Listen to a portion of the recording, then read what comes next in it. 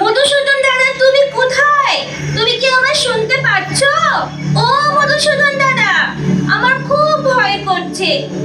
মা যে বললো তোমাকে ডাকলেই তুমি আসবে, আসছো না কেন? ও মধুসূদন দাদা, আমার যে খুব ভয় করছে। ভয় নেই গোপাল, আমি তোমার সাথেই আছি। কোথায় কোথায়? আমি তো তোমায় দেখতে পাচ্ছি না গো। কোথায় তুমি মধুসূদন দাদা? আমি তো তোমার সামনেই, তাকিয়ে দেখো।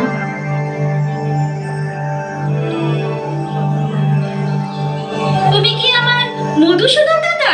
হ্যাঁ, আমি তোমার মধুসূদন দাদা। এখন বলো তো, কেন তোমার ভয় করছে?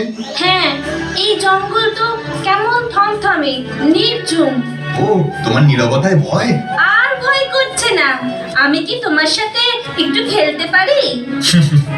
তুমি পাঠশালায় যাবে না? গুরুমশাই তোমার জন্য অপেক্ষা করছেন। এখন তো খেলার সময় নয় গোপাল।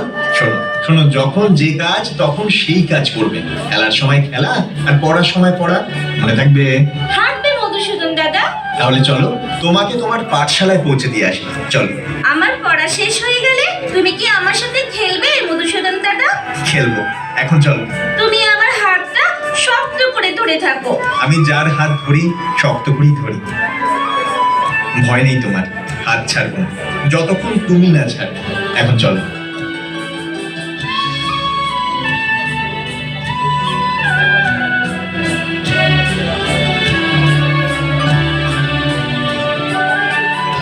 মা, ও মা, শোনো না, আজ মধুসূদন দাদার সাথে দেখা হয়েছিল।